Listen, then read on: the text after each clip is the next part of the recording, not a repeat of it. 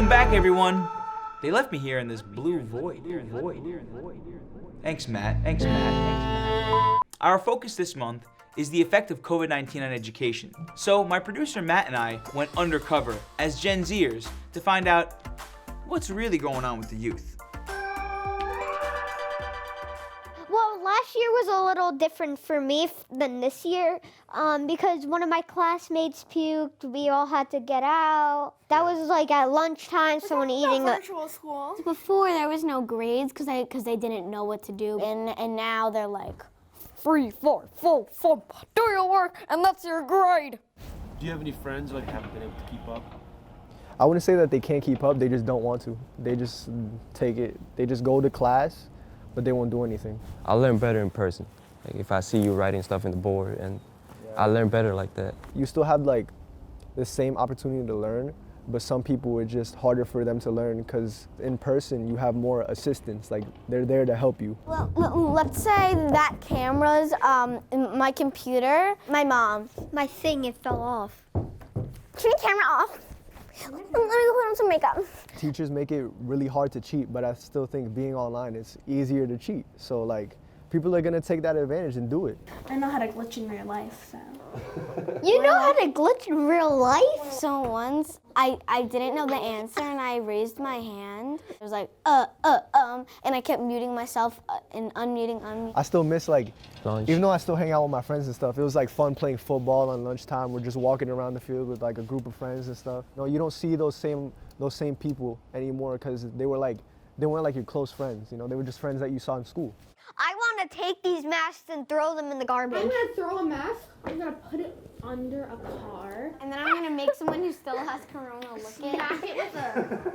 Smack it with Why do you want to make someone with corona? Smack it with a hippo. So I can run over corona. Well, Lauren, today's your lucky day. My producer Matt just got over COVID, and he gave me his contagious mask. I hope you're not still contagious, by the way.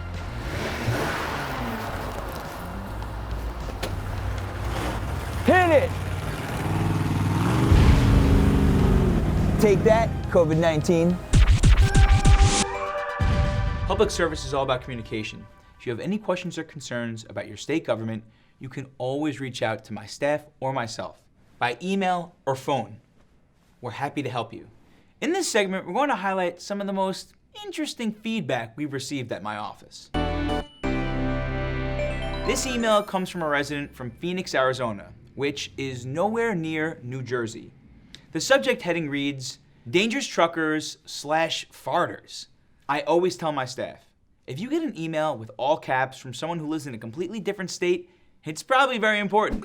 Mr. Zuckerman sent me a Boston Globe article about trucking regulations and then posed a very serious question. By the way, if someone farted onto a face mask and then gave it to someone else to wear, would that person putting on the same face mask smell the fart?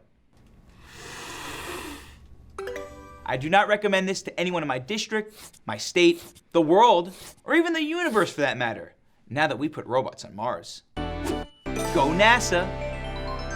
Back in October of 2020, Beckton Regional High School in East Rutherford was the first school in Bergen County to reopen with full-time, in-person instruction. We spoke with Superintendent Dario Sforza to find out how they were able to pull it off and why they felt it was so important to lead the way in reopening our schools. The entire pandemic is negative. It brings negative feelings. It doesn't bring positivity to anybody. But we make the positive so loud that the negatives become impossible to hear. I think I'm gonna get that tattooed on my shoulder. Yeah, I think that's a good idea. We closed March 13th, and our first 42-year-old staff member passed away from COVID April 1st. So talk about being punched in the face.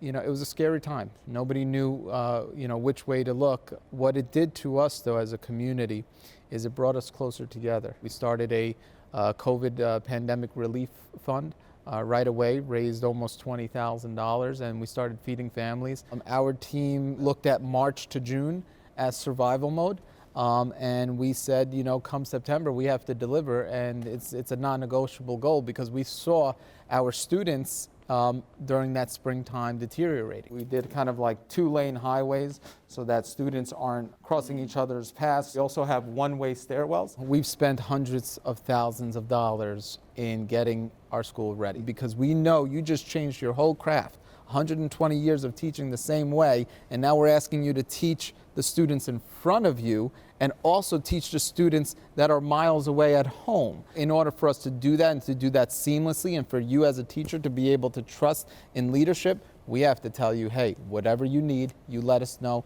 and we will provide it. You know, if we were in London now, resources. I'd be walking on the Yeah, other so side. you'll be walking on this side, so. You're so corny. You write my jokes, Matt. Fair. I read a quote by students that simply said, we've lost our way of being. If you've just lost your way of being, you think you're going to pay attention as clearly in front of a classroom? You get some people that say, hey, my kids, they're still getting the curriculum that they need when they're home, but there's so much more to a school. This is a full industrial style studio. Think about trying to do this at home. It is just impossible. Not only CTE programs such as this, but our arts programs. These programs are what inspire students to be able to think critically, and also what motivates some of them to come to school and take some of the other core and traditional courses. Some of the people that came up to me and said, you know, why is everybody so scared? I said, you have to understand, they have been isolated from the world since March. So it took a lot of work to be able to convince them, hey, come back. It's okay, it's safe. Trust us. And what we also started to see is school districts that were closed and virtual had more cases than we did. And there's reason for that. Check it out. Students come in the morning, they have their face mask on. They get their temperature checked, they sit down 6 feet apart. From probably, I would say, October, school districts started to finally see the data coming out that although community spread was rising, community transmission within school districts was not. When you're home, it's not a structured environment. You may be going to your friend's house, you don't have the face mask on. If you want to get schools open and school districts open, they're going to need the funding. And that's going to be an important part of us not only sustaining our opening for the rest of this year, but also sustaining it and making sure we close the gaps that this unprecedented global pandemic has created. And those gaps stem the gamut from students that, you know, there may be food shortages, from people that may have lost their jobs, parents that may have lost their jobs, to the educational gaps, to the mental health gaps. And those, in order to close those gaps, you need resources such as counselors, mental health professionals, and then of course teachers to provide the remediation of the learning loss that has happened since, now we're going on a year now since last March. Districts are going to need additional funding in order to sustain this. There's plenty of reason to be hopeful that we're in the beginning of the end of this pandemic. Closing these learning gaps, however, is going to require a long-term effort that is just beginning. And to sustain that effort, we need funding and carbs. Welcome to the Bagel Playoffs.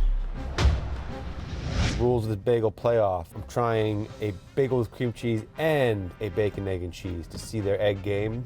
There's going to be no finishers. Once I taste all three, maybe then I'll have a finisher. I don't want to be full by the time I get to the last one. Ding, ding, ding. First round, Ben's Bagel Barn. The good. They got my order right, and they fry their eggs. None of that scrambled nonsense. Great bacon. I'm not in love with the bagel this morning, but great bacon. All right, now we're at Bagel Supreme. That's an excellent bagel. It's gonna take all the bagel discipline I have not to eat this whole thing right now. The bacon, not as good coverage as Bagel Supreme, but this crust is excellent. Like the crust becomes the toppings. This is gonna be tough. Let's look at this bacon, egg, and cheese. Off the grill, not scrambled. That would be a killer at this point in the game. When I faced up the cream cheese bagels, I wasn't sure. So I thought I should go to the bacon, egg, and cheeses, but I feel like that's a tie there. Try the bottoms. Bagel Supreme. Now this is Bob's. Bob's.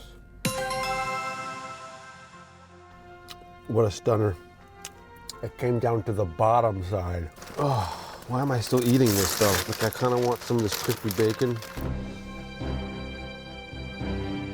All right, so I'm about to go to the Bagel Award ceremony.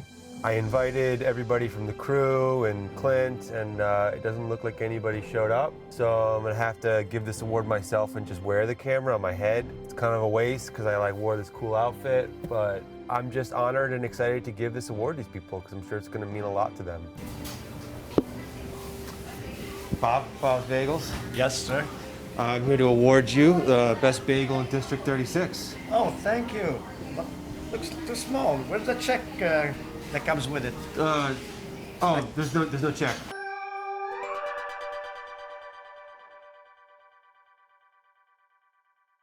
We're all looking forward to the end of this pandemic, but we also wanted to take a moment to look back and remember those that we lost.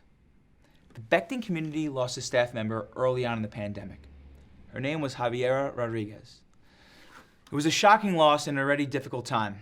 As Dr. Sforza put it, she would have been the first person we'd go to in a crisis, and she couldn't be at the meeting. We spoke with two of Javi's closest friends, and we wanted to share some of her incredible story with you. Javi and I met in West New York. We both worked there. December of 2019, we had made 10 years together. She kind of became my work wife. I met Javi in 2011 at an arts fair in Hoboken. We just connected really quickly and found out that we both had a desire to be involved in the community. And then we rented a small space in Jersey City and opened a gallery there called the Raven Gallery and Boutique. We had a student here that was having a lot of difficulty, and but she loved making things. So Javi brought all of her all her excess jewelry making materials, and we had it upstairs. When you're manipulating something or doing something, like making something, you don't realize that your mind is now free to just talk, and that's what would happen. So then, you'd ask a little question here and there, and then, but she always had a good gauge of when to ask questions and when not to ask questions. She went to bead shows twice a year in New York, and she sought out very specific vendors that had beads from around the world. This is Czechoslovakian glass. She knew every bead, and she just connected them in a way that was very different, very unique. Everything was very individualized. She took the time to get to know the students, to get to know the families. She had a student that was very into makeup, but wasn't really doing what she needed to in school. And she went out and purchased, she knew she was into makeup. She bought her a bunch of these cute little things, put it in a clear container so that the student could see it every time she came into the office. And she's like, you do what you gotta do, come in and you can pick from the box, whatever you want. And it worked. Our receptions at the gallery were sort of epic because she made these special cocktails. People just loved them, and they'd show up early just to have, a hobby cocktail. We used to call them hobby tails. We had a tiny gallery. It was like 10 by 60, and we fit so many people in there, and people just really enjoyed her enthusiasm and her passion for the art and for the community and for just making everybody feel really welcome. So this time last year, was getting increasingly difficult because of COVID. But as we were getting, more and more bad news, the community was still kind of coming together. The fear was so great because you can't go see anyone. She was alone. Her family couldn't see her. I mean, she had her phone with her, but that's not enough.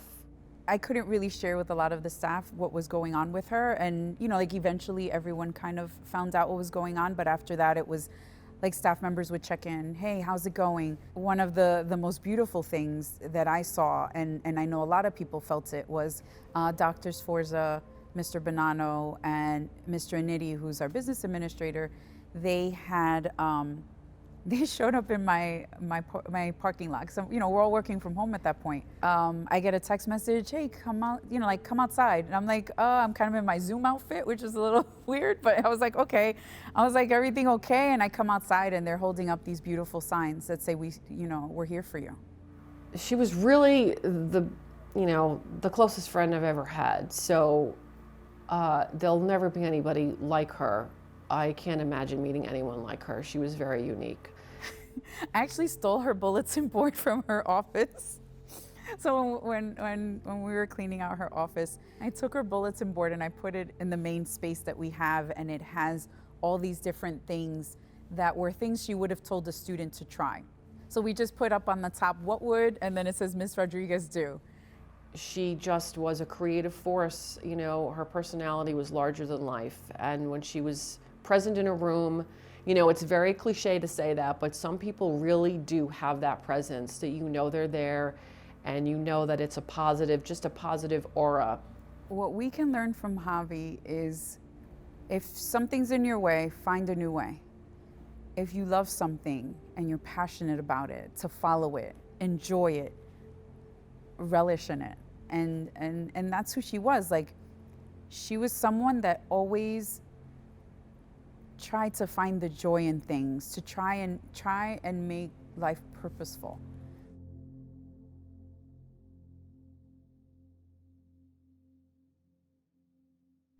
Special thanks to Rosemary Barroso Ramirez, Andrea McKenna, and Dr. Dario Sforza.